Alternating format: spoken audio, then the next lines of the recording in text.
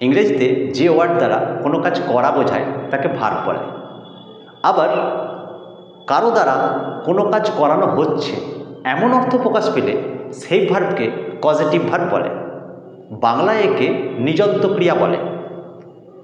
যেমন দেখো, করি, এটা ভার্ব, কিন্তু যখন আমরা করাই বলবো তখন সেটা বাংলায় নিযন্ত ক্রিয়া বা তার ইংরাজিটা কজেটিভ ভার্ব।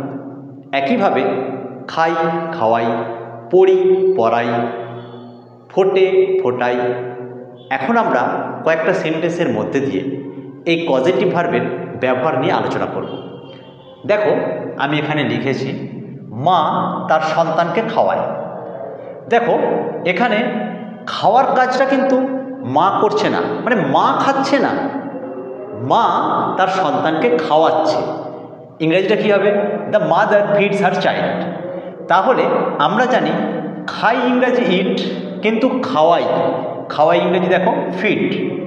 এই ফিড হচ্ছে একটা নিযন্ত ক্রিয়া বাংলায় বা ইংরেজিতে কজেটিভ ভার্ব। ওকে, একইভাবে শিক্ষক তার ছাত্রদের পড়ান। The teacher teaches his students. এখানে পড়ার কাজটা কিন্তু টিচার করছেন না, তিনি পড়াচ্ছেন। তাহলে পড়ার কাজটা কে করছে? স্টুডেন্ট। তাহলে এখানে কর্তা টিচারের কাজ কি? তিনি পড়ানোর কাজটা করছেন।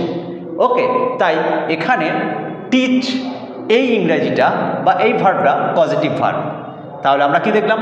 পড়ি এটা সিম্পল ভার্ব, আর পড়াই হচ্ছে যে পজিটিভ ভার্ব। ওকে, একইভাবে সে আমাকে একটি ছবি দেখাবে। He will show me a picture. দেখো, এখানে এই দেখার কাজটা কিন্তু সে করবে না, সে কি করবে না দেখানোর কাজটা করবে, তাই তো? তাহলে কর্তা দেখবে না, কর্তা দেখাবে। তাহলে দেখি হলে সি হতো, কিন্তু দেখাই, তাই শো এই ভার্ব ব্যবহার করা হয়েছে। এখানে শো পজিটিভ ভার্ব। ওকে, একইভাবে চাষি সবজি ফলায়। Farmer grows vegetables. এখানে গ্রোজ এটা পজিটিভ ভার্ব, ফলে হলে এক্সিবিট হতো, কিন্তু ফলায় গ্রো। একইভাবে সে জল ফোটাচ্ছে। দেখো, সি ইজ বয়েলিং ওয়াটার। তুমি যদি ভাবো সি ইজ বয়েলিং মানে সে ফুটছে, এরকম ইংরেজি তো ভাবলে হবে না। ওকে, তাহলে তোমাকে খেয়াল রাখতে হবে মানেটা যেন একদম অ্যাপ্রোপ্রিয়েট হয়। তাহলে সি ইজ বয়েলিং, যখন ওয়াটার বললাম মানে সে জল ফোটাচ্ছে। ঠিক আছে, দেখো ফোটানো আর মানে ফোটে আর ফোটানো একই ইংরেজি, বয়েল।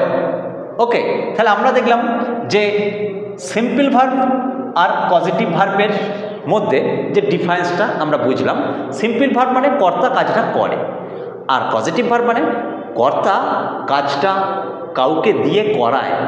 ওকে, এবার আমরা দেখলাম বেশ কিছু ভার্ব দেখলাম যাদের দেখলাম সিম্পল একটা রূপ আছে, আবার পজিটিভ একটা রূপ আছে, দুটো আলাদা আলাদা রূপ আছে। যেমন এখানে আমরা দেখেছি eat, feed, read, teach, see, show, ঠিক আছে, এক্সিবিট, গ্রো। আবার এমনও দেখলাম একটাই ভার্ব কখনো সেটা সিম্পল ভার্ব হিসেবে ব্যবহার হয়, আবার কখনো সেটা পজিটিভ ভার্ব হিসেবে ব্যবহার হয়। যেমন বয়েল, ফোটেও হয় আবার ফোটায়ও হয়, দুটো অর্থই প্রকাশ পায়। ওকে, আচ্ছা, এবারে দেখো এমন কিছু ভার্ব আছে, মানে এমন কিছু ক্রিয়া আছে যেগুলোকে আমরা যাদের সিম্পল এবং পজিটিভ রূপ আলাদা আলাদা নেই, এবং শুধুমাত্র তাদের বাংলায় যে অর্থ সেটা কিন্তু আমরা একমাত্র সিম্পল ভার্বের অর্থই প্রকাশ পায়। তাহলে তাদেরকে পজিটিভ ভার্বে কিভাবে নিয়ে যাব? যেমন দেখো, আমি যদি বলি আই আন্ডারস্ট্যান্ড, মানে আই আন্ডারস্ট্যান্ড মানে নিশ্চয়ই আমি বুঝি। কিন্তু যদি এরকম হয় আমি বোঝাই, এটা আমি বলতে চাই, তাহলে কি হবে? আমায় বলতে হবে I make understand. I make understand মানে আমি বোঝাই। ওকে, তাহলে কারণ দেখো আমি বোঝাই, এই বোঝানোর ইংরাজি কিন্তু নেই, কিন্তু আমি তো একে পজিটিভ ভার্ব হিসেবে ব্যবহার করতেই পারি, আমি বোঝাই এটা বলতেই পারি। তাহলে আমরা তখন কি করব, যে ভার্বের পজিটিভ রূপ আলাদা করে নেই, বা এরকমও যদি হয় যে আমরা এখানে দেখলাম একটাই ভার্ব যেটা পজিটিভ হিসেবে ব্যবহার হতে পারে, সিম্পলও হিসাবে ব্যবহার হতে পারে, কিন্তু সেরকম যদি সিচুয়েশান কোনো ভার্বের না থাকে, তাহলে আমরা কি করব, সেক্ষেত্রে এই মেক ভার্বটাকে নিয়ে আসবো এবং মূল ভার্বের আগে একে বসিয়ে দেবো। ওকে, তাহলে আই আন্ডারস্ট্যান্ড মানে আমি বুঝি, আই মেক আন্ডারস্ট্যান্ড মানে আমি বোঝাই, ঠিক আছে। আবার এর মাঝখানে আমি যদি অবজেক্টটা বসিয়ে দিই আরও সুন্দর হবে জিনিসটা, ঠিক আছে।